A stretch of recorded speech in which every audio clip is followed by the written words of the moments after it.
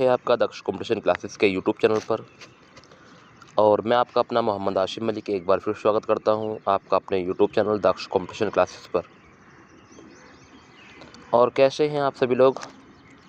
उम्मीद करता हूं अच्छे होंगे, ज़बरदस्त होंगे, जिंदाबाद होंगे और अच्छे से अपनी पढ़ाई कर रहे होंगे। जैसे कि आप लोगों को पता है कि रेलवे SI RPF आपको पता है कि कांस्टेबल की वैकेंसी आई हुई है। ALP और टेक्नीशियन की वैकेंसी भी आई हुई हैं और उसके साथ साथ आपका उत्तर प्रदेश पुलिस का भी री एग्ज़ाम है।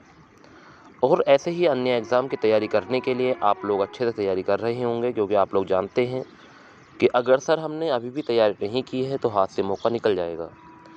तो ये मौका आपसे हाथ से निकलना नहीं चाहिए स्टूडेंट, क्योंकि आप लोग समझदार हैं, काफ़ी समझदार हैं कि अगर ये मौका हमसे हाथ से निकल गया तो ये फिर वैकेंसी इतनी सारी नहीं मिलेगी।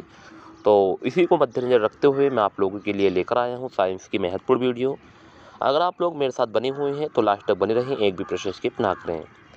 ऐसे प्रश्न जो अब तक पूछे गए हैं railway group D, ALP, RPF, SSC, CGL, CPO, CHSL, MTS एवं अन्य एग्जाम के लिए मोस्ट इंपोर्टेंट क्वेश्चन, सामान्य अध्ययन, general studies, MCQ based question रहेंगे। दूसरी PDF है, याद रहे, इससे पहले PDF आपको 3 से 4 दिन पहले मैं आपको प्रोवाइड करा चुका हूँ। अगर आपने वो PDF अभी नहीं देखी है तो उस PDF को ज़रूर देख लेना, ठीक है। और स्टूडेंट मैं तो सभी से यही कहूँगा कि जितने भी स्टूडेंट मेरे साथ बने हुए हैं, अगर न्यू स्टूडेंट है तो मेरे चैनल को सब्सक्राइब कर लें, बेल आइकन प्रेस कर लें और आगे भी वीडियो को शेयर कर दें, ठीक है स्टूडेंट। तो इसी के साथ आज की क्लास का पहला प्रश्न शुरू करते हैं स्टूडेंट। अगर आप लोग मेरे साथ बने हुए हैं तो एक भी प्रश्न स्किप नहीं होना चाहिए, शुरू से अंत तक हर प्रश्न को देखेंगे और अच्छे से हर प्रश्न को लगाएंगे। अगर एक भी प्रश्न आपका स्किप हुआ तो आपके तैयारी में बहुत दिक्कत आ जाएगी स्टूडेंट। तो एक भी प्रश्न आपसे स्किप नहीं होना चाहिए और अच्छे से क्वेश्चन को लगाएंगे, ठीक है स्टूडेंट। तो शुरुआत करते हैं आज के पहले प्रश्न से। और आज का हमारा पहला प्रश्न क्या है, देखते हैं आज का हमारा पहला प्रश्न। आज का हमारा पहला प्रश्न है कि पदार्थ की परमाणु सिद्धांत किसने प्रतिपादित किया था? तो पदार्थ का परमाणु सिद्धांत किसने प्रतिपादित किया था? एवोगैड्रो, डाल्टन है, न्यूटन है, पास्कल है। तो कौन सा सही आंसर हो जाएगा तो बताएंगे सभी स्टूडेंट। तो क्वेश्चन नंबर फर्स्ट का जो सही आंसर होगा, पदार्थ की परमाणु सिद्धांत का किसने प्रतिपादन किया था? तो इस प्रश्न का जो सही आंसर होगा वो हो जाएगा डाल्टन ने किया था। ऑप्शन नंबर बी होगा पहले प्रश्न का सही आंसर, ऑप्शन नंबर बी हो जाएगा पहले प्रश्न का सही आंसर। अगले प्रश्न पर आते हैं, रेफ्रिजरेटर खाद्य पदार्थों को खराब होने से बचाता है क्योंकि? देखो पहले प्रश्न का ऑप्शन ए था, यहाँ पर दिखा रहा है आपको, बी था यहाँ पर दिखा रहा है, ठीक है। तो हर अगले प्रश्न पर आपको पिछले प्रश्न का आंसर दिखाई देगा, ये भी ध्यान रखना। तो रेफ्रिजरेटर खाद्य पदार्थों को खराब होने से बचाता है क्यों?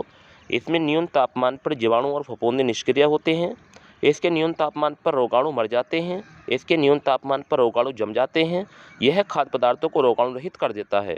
तो क्वेश्चन नंबर 2 आ गए हैं हम। तो रेफ्रिजरेटर खाद्य पदार्थों को खराब होने से बचाता है क्यों?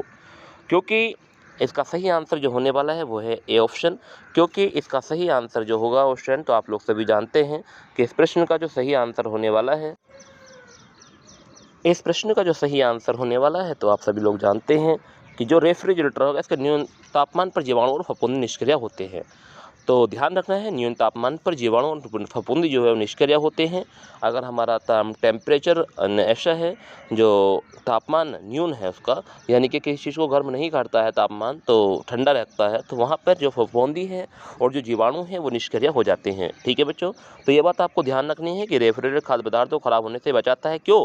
क्योंकि इसमें न्यून तापमान पर, जो न्यून तापमान होता है, गर्मी कम लगती है उसके अंदर, तो उसमें न्यून तापमान हो जाता है, कोई भी चीज़ को रखने पर उसका तापमान घट जाता है, तो अब वहाँ पर जीवाणु और फफूंदी निष्क्रिय हो जाते हैं। ये बात आपको ध्यान रखनी है। अच्छा प्रश्न था, वेरी वेरी महत्वपूर्ण प्रश्न था स्टूडेंट, ऐसे ही बने रहें और देखते रहें। आज के इस वीडियो में हम आपको 25 प्रश्न प्रोवाइड कराने वाले हैं, कुछ ही पल में आपके सामने सभी प्रश्न होंगे। अगला प्रश्न है कि स्वतंत्रता प्राप्ति के पश्चात भारतीय राष्ट्रीय कांग्रेस का पहला विभाजन कब हुआ? तो क्वेश्चन नंबर 3 पर हम आ गए हैं। क्वेश्चन नंबर 3 पूछ रहा है कि स्वतंत्रता प्राप्ति के पश्चात भारतीय राष्ट्रीय कांग्रेस का पहला विभाजन कब हुआ था, पहली बार विभाजन? तो क्वेश्चन नंबर 3 पर हम आ गए हैं। क्वेश्चन नंबर 3 वेरी वेरी महत्वपूर्ण प्रश्न है, बहुत ही कंपलसरी प्रश्न है। तो इसका आंसर सभी बच्चे कमेंट में बताएंगे मुझे कि स्वतंत्रता प्राप्ति के पश्चात भारतीय राष्ट्रीय कांग्रेस का पहली बार विभाजन कब हुआ? तो इसका क्वेश्चन नंबर 3 का सही आंसर क्या होगा? 1969 में हुआ, 1956 में हुआ, 1971, 1973। क्या हो जाएगा सही आंसर? एक बार कमेंट बॉक्स में ज़रूर बताएं।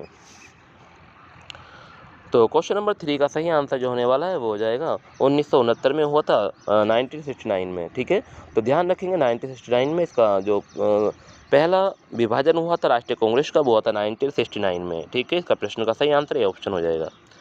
अगले प्रश्न पर आ गए हैं कि संविधान में हमारे राष्ट्रीय का उल्लेख किन नाम या नामों से किया गया है। तो ध्यान रखना है, संविधान में हमारे राष्ट्र का उल्लेख, संविधान में हमारे राष्ट्र का उल्लेख किन नाम या नामों से किया गया है। भारत, हिंदुस्तान तथा इंडिया, हिंदुस्तान तथा इंडिया, भारत तथा इंडिया, केवल भारत। तो क्वेश्चन नंबर 4 पर हम आ गए हैं। क्वेश्चन नंबर 4 का सही आंसर देखने के लिए बने रहिए मेरे साथ। क्या हो जाएगा क्वेश्चन नंबर 4 का सही आंसर। तो संविधान में हमारे राष्ट्र का उल्लेख किन नाम या नामों से किया गया है। तो क्वेश्चन नंबर 4 का सही आंसर क्या होने वाला है। तो क्वेश्चन नंबर 4 का सही आंसर होगा भारत तथा इंडिया। ऑप्शन नंबर सी इसका सही आंसर होगा भारत तथा इंडिया। नेक्स्ट है क्वेश्चन नंबर 5, 1 गीगाबाइट में कितने बाइट होते हैं। तो 1 गीगाबाइट में कितने बाइट होते हैं। तो 10 की पावर 3 बाइट, 10 की पावर 6 बाइट, 10 की पावर 9 बाइट, 10 की पावर 12 बाइट। तो इसका सही आंसर देखने के लिए बने रहिए मेरे साथ। 1 गीगाबाइट में कितने बाइट होते हैं। नहीं तो आपको पता है तो अपने आंसर की बना लीजिए पहले ही मुझसे और देख लीजिए कि आपके साइंस के कितने प्रश्न सही जाते हैं। ठीक है स्टूडेंट, क्योंकि मेहनत तो करनी होगी स्टूडेंट आपको, क्योंकि ये गोल्डन चांस है आपके पास रेलवे एसआई और उत्तर प्रदेश पुलिस री एग्ज़ाम की तैयारी बहुत अच्छे से कर लीजिए स्टूडेंट, क्योंकि आपके पास समय बहुत कम है। ठीक है, अब आपके पास 2 ही महीने काफ़ी बचे हैं, मात्र 2 महीने। 2 महीनों में आपको क्या करना है वो आप जानते हैं। तो 1 गीगाबाइट में कितने बाइट होते हैं, तो इसका आंसर बताने आपको मैं बताता हूँ क्या हो जाएगा इसका सही आंसर। इसका सही आंसर होगा 10 की power 9 bytes. Option number C इसका सही आंसर होगा। 1 गीगाबाइट में कितने बाइट होते हैं बाइट्स, तो इसका सही आंसर हो जाएगा 10 की पावर 9 बाइट्स होते हैं। ऑप्शन नंबर सी सही आंसर होगा। अगले प्रश्न पर आते हैं। क्वेश्चन नंबर नेक्स्ट है कि पक्षियों को बहुत ऊंचाई पर उड़ते समय सांस की परेशानी क्यों नहीं महसूस होती। कितना अच्छा प्रश्न है ऑप्शन, बहुत ही अच्छा प्रश्न है। और ऊपर लिखा हुआ है कि आपकी सफलता हमारी सफलता, नीचे लिखा हुआ है फॉर आपकी success important for SSC, CGL, CPO, CHSL, RRB, group D, LP, RPF. Option सभी महत्वपूर्ण पीडीएफ है, बहुत ही महत्वपूर्ण पीडीएफ है। जो प्रश्न आपके एग्जाम में पूछे गए हैं अब तक वही प्रश्न आपको मैं प्रोवाइड करा रहा हूँ। और पिछले का आंसर का क्वेश्चन का आंसर ये दिखा रहा है आपको गुड्डा, तो ध्यान रखें। 5 का सी हमने आंसर लगाया था तो सी ही आंसर दिखा रहा है। ठीक है, हर पिछले प्रश्न का आंसर अगले प्रश्न में दिखाएगा क्वेश्चन, ध्यान रखना। तो पक्षियों को बहुत ऊंचाई पर उड़ते समय सांस की परेशानी क्यों नहीं महसूस होती, ये पूछा है। तो क्या होगा इसका सही आंसर। एक बार इसका सही आंसर कमेंट कर दें, मुझे बता दें कि इसका सही आंसर क्या हो सकता है। तो क्वेश्चन नंबर सी, तो उनका सही ऑप्शन है कि उनके फेफड़े बहुत बड़े होते हैं, वे निष्क्रियता के साथ उड़ते हैं, उनमें अतिरिक्त वायु कोश होते हैं, या वे कम ऑक्सीजन का प्रयोग करते हैं।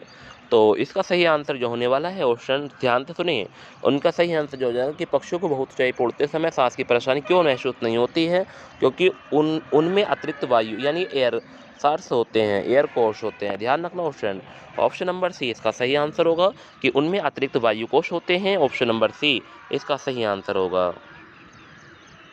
लोकसभा आयोजित करने के लिए अपेक्षित गणपूर्ति को क्या है। तो लोकसभा आयोजित करने के लिए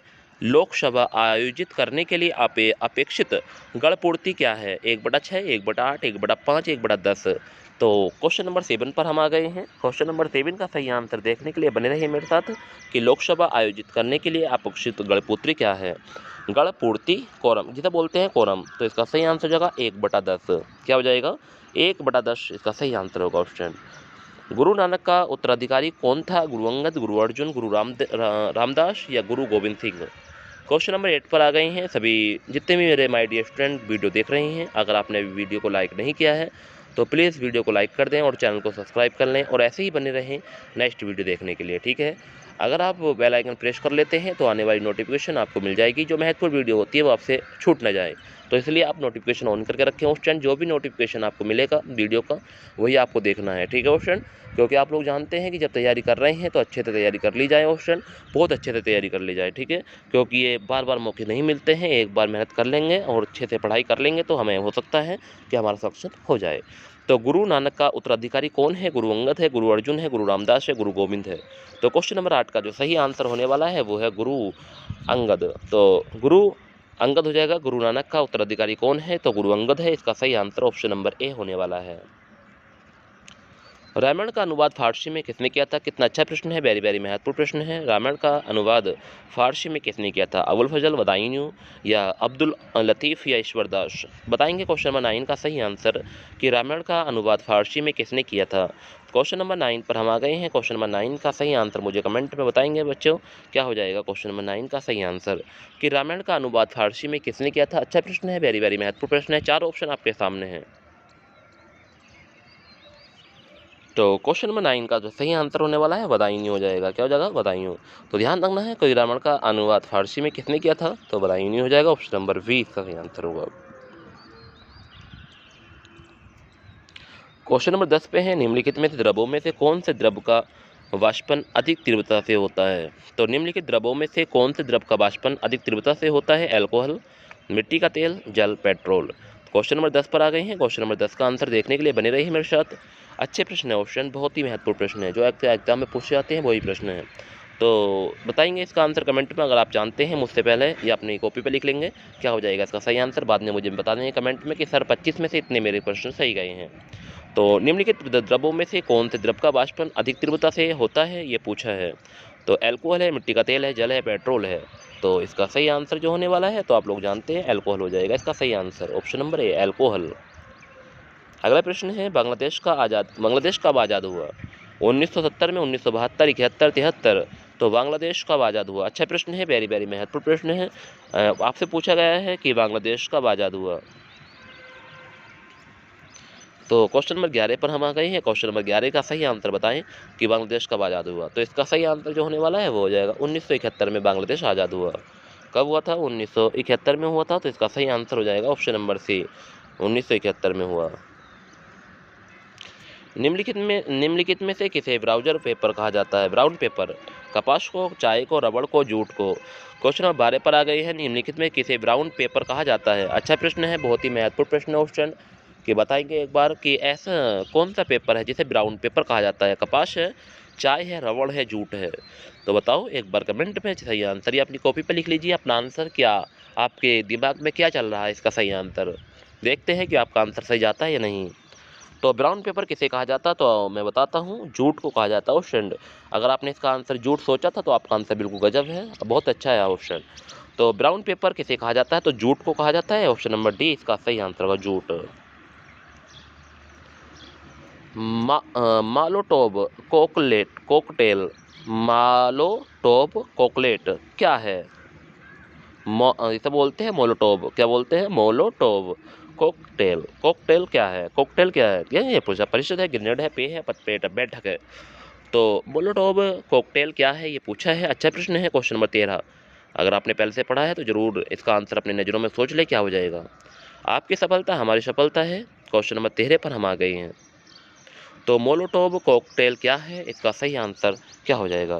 तो क्वेश्चन नंबर 13 का जो सही आंसर होने वाला है तो वो हो जाएगा ग्रेनेड है। क्या है? ग्रेनेड। ऑप्शन नंबर 20 का सही आंसर है ग्रेनेड है। जुलाई 1950 में अधिक पेड़ उगाओ अभियान का उद्घाटन किसने किया था? कितना अच्छा प्रश्न ऑप्शन। ये ऐसे से प्रश्न तो आपको याद रखने के हैं। अगर आपने अभी भी ये प्रश्न नहीं पढ़े हैं तो एक बार जरूर पढ़ लें। जुलाई 1950 में अधिक पेड़ उगाओ अभियान का उद्घाटन किसने किया? कितना अच्छा प्रश्न है, बहुत ही महत्वपूर्ण प्रश्न है ऑप्शन। अगर आप इसका प्रश्न का सही आंसर जानते हैं तो अपनी नज़रों में जरूर सोच लें क्या हो जाएगा, फिर देखें कि मैं इसका आंसर सही आंसर क्या बताने वाला हूँ। तो जुलाई 1950 में अधिक पेड़ उगाओ अभियान का उद्घाटन किसने किया था? के.एम. मुंशी, विनोबा भावे, सरदार पटेल, जवाहरलाल नेहरू। क्या हो जाएगा इसका सही आंसर?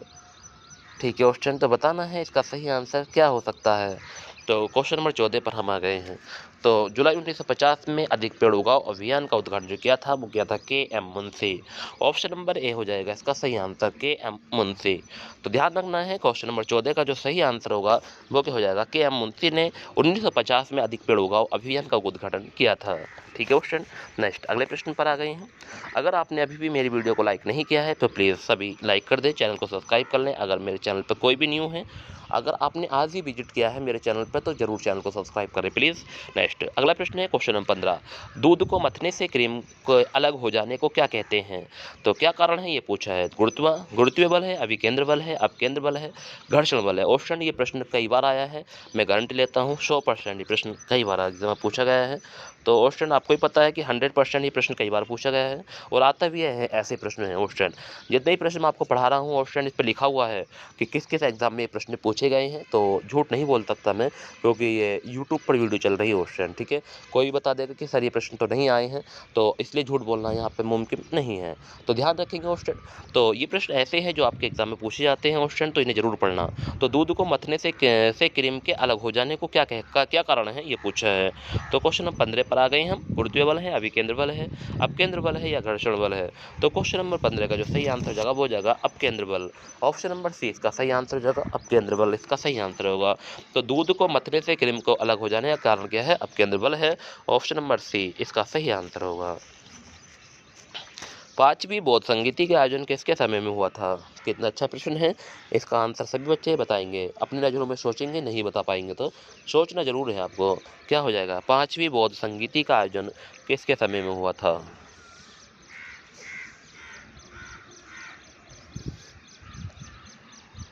अजातशत्रु है, कालाशोक है, अशोक है, कनिष्क है, हर्ष है। 5 ऑप्शन दिए हैं इस प्रश्न के, ठीक है। तो क्वेश्चन नंबर 16 है कि 5वीं बौद्ध संगीति का आयोजन किसके समय में हुआ था? कुछ बच्चे तो अभी भी ऐसे होंगे ऑप्शन जो पेपर से 1 महीने पहले ही पढ़ेंगे, तो उनको 6 महीने मिलने का फ़ायदा क्या होगा ऑप्शन, ये बताइए आप। तो वक्त है ऑप्शन, अभी से तैयारी कर ली जाए, मैं तो यही कहूँगा। तो क्वेश्चन नंबर 16 का जो सही आंसर है ऑप्शन नंबर सी इसका सही आंसर होगा। क्या हो जाएगा? Option number C Ashok. ध्यान रखना 5वीं बौद्ध संगीति का आयोजन किसके समय में हुआ था? तो अशोक हो जाएगा इसका सही आंसर। तो ध्यान रखना है, अच्छा प्रश्न था, वेरी वेरी महत्वपूर्ण प्रश्न था। नेक्स्ट अगले प्रश्न पर आते हैं। भारतीय संसद के अपर हाउस को किस नाम से जाना जाता है? तो भारतीय संसद के अपर हाउस को किस नाम से जानते हैं? Senate, Rajya Sabha, house of Lord या विधानसभा। तो कितना अच्छा प्रश्न है ऑप्शन, अगर आप इसका आंसर नहीं जानते थे तो आज जान जाएंगे, बहुत ही अच्छा प्रश्न है। तो भारतीय संसद के अपर हाउस को किस नाम से जानते हैं? Senate, Rajya Sabha, house of Lord या विधानसभा। तो इसका आंसर आप सभी लोग अपने दिमाग में सोच लें अच्छे से और फिर इसको तैयार कर लें, ठीक है। तो क्वेश्चन नंबर 17 का जो सही आंसर होने वाला है उसको कहते हैं राज्यसभा। तो भारतीय संसद के अपर हाउस को किस नाम से जानते हैं? तो राज्यसभा के नाम से जानते हैं। ऑप्शन नंबर 20 का सही आंसर होगा। आइंस्टीन के द्रव्यमान ऊर्जा संबंध को किस समीकरण द्वारा व्यक्त किया जाता है? तो आइंस्टीन के द्रव्यमान ऊर्जा संबंध को किस समीकरण द्वारा व्यक्त किया जाता है? तो E बराबर 1/2 mv², E बराबर mc², E बराबर mgh, इनमें से कोई नहीं। तो क्वेश्चन नंबर 18 पर आ गई हैं। आइंस्टीन के द्रव्यमान ऊर्जा संबंध को किस समीकरण द्वारा व्यक्त किया जाता है? क्वेश्चन नंबर 18 पर आ गए हैं, बताएंगे एक बार इसका सही आंसर क्या होने वाला है।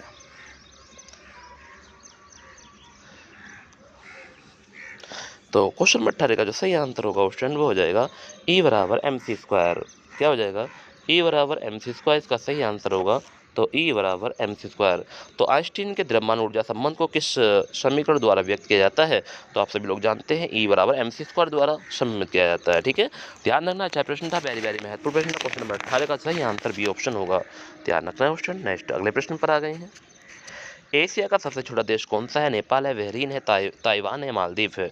तो बताएंगे एशिया का सबसे छोटा देश कौन सा है। अच्छा प्रश्न है, वेरी वेरी महत्वपूर्ण प्रश्न है। क्वेश्चन नंबर 19 पर हम आ गए हैं, बताएंगे क्वेश्चन नंबर 19 का सही आंसर। एशिया का सबसे छोटा देश कौन सा है? तो क्वेश्चन नंबर 19 पर हम आ गए हैं। तो क्वेश्चन नंबर 19 का सही आंसर जो होने वाला है वो हो जाएगा मालदीव है। तो एशिया का सबसे छोटा देश कौन सा है? मालदीव है, ध्यान रखेंगे। क्वेश्चन नंबर 19 का आंसर डी ऑप्शन हो जाएगा, मालदीव। डोलड्रम कटिबंध कहाँ स्थित है? भूमध्य रेखा के निकट, ध्रुवीय क्षेत्र के निकट, कर्क रेखा पर, मकर रेखा पर। तो डोलड्रम कटिबंध कहाँ स्थित है? तो इसका सही आंसर क्या होने वाला है, एक बार कमेंट में जरूर बताएं कि डोलड्रम कटिबंध कहाँ स्थित है। क्वेश्चन नंबर 20 पर आ गए हैं कि डोलड्रम कटिबंध कहाँ स्थित है। क्वेश्चन नंबर 20 का सही आंसर क्या होने वाला है? तो क्वेश्चन नंबर 20 का सही आंसर हो जाएगा भूमध्य रेखा के निकट। ऑप्शन नंबर ए इसका सही आंसर होगा। डोलड्रम कटिबंध कहाँ स्थित है? भूमध्य रेखा के निकट। अंधकारम्य महाद्वीप किसे कहा जाता है? अफ्रीका, एशिया, ऑस्ट्रेलिया, दक्षिण अमेरिका। तो अंधकारम्य महाद्वीप किसे कहा जाता है? क्वेश्चन नंबर 21 पर आ गए हैं। तो अफ्रीका को कहा जाता है, एशिया को कहा जाता है, ऑस्ट्रेलिया को कहा जाता है, या उत्तरी दक्षिण अमेरिका को कहा जाता है। तो अंधकारम्य, एक बार सोच लेंगे इसका सही आंसर ऑप्शन, देखेंगे अपनी नज़रों में कि क्या हो सकता है इसका सही आंसर। अगर आपको पता है तो अपने आंसर की बना कर रखें, लास्ट में जरूर बता के जाएं कि आपका स्कोर कितना रहा। तो अंधकारम्य महाद्वीप किसे कहा जाता है? तो क्वेश्चन नंबर 21 का सही आंसर जो होने वाला है वो हो जाएगा एशिया को कहा जाता है अंधकारम्य महाद्वीप। नेक्स्ट, नाना साहब के नाम से कौन प्रसिद्ध है? बाजीराव प्रथम, बाजीराव बालाजी, बालाजी विश्वनाथ या माधव राव। तो नाना साहब के नाम से कौन प्रसिद्ध था? तो क्वेश्चन नंबर 22 का सही आंसर क्या होने वाला है? तो एक बार जरूर बताएंगे क्या हो जाएगा क्वेश्चन नंबर 22 का सही आंसर। नाना साहब के नाम से कौन प्रसिद्ध था? ये अच्छा प्रश्न पूछा है, बहुत ही अच्छा प्रश्न है, कई बार एग्जाम में पूछा भी गया है ऑप्शन, तो बताएं। तो इसका सही आंसर अपनी नज़रों में सोच लें क्वेश्चन कि क्या हो जाएगा इसका सही आंसर। तो क्वेश्चन नंबर 22 का सही आंसर जो होने वाला है वो हो जाएगा बालाजी बाजीराव। ऑप्शन नंबर 20 का सही आंसर होगा बालाजी बाजीराव। शेरशाह की मृत्यु कहाँ लड़ते हुए हुई थी? तो चौसा में, कलिंग में, कालिंजर में, या इनमें से कहीं भी नहीं। तो शेरशाह की मृत्यु कहाँ लड़ते हुए हुई थी? क्वेश्चन नंबर 23 पर हम आ गए हैं। चौसा में हुई थी, कलिंग में हुई थी, कलिंजर में हुई थी, कालिंजर, या इनमें से कहीं भी नहीं। तो क्वेश्चन नंबर 23 का सही आंसर एक बार जरूर बताएंगे मुझे।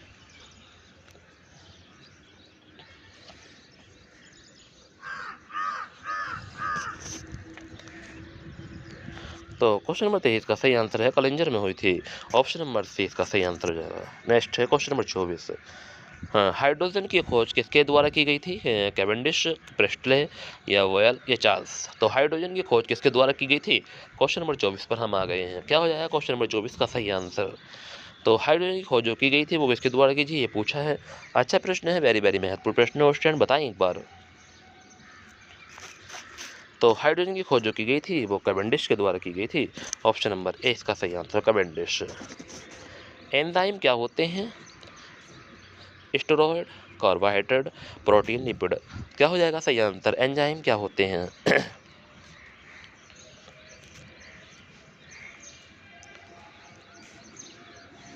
तो इसका सही आंसर जो एंजाइम होते हैं वो प्रोटीन होते हैं। ऑप्शन नंबर सी इसका सही आंसर होगा।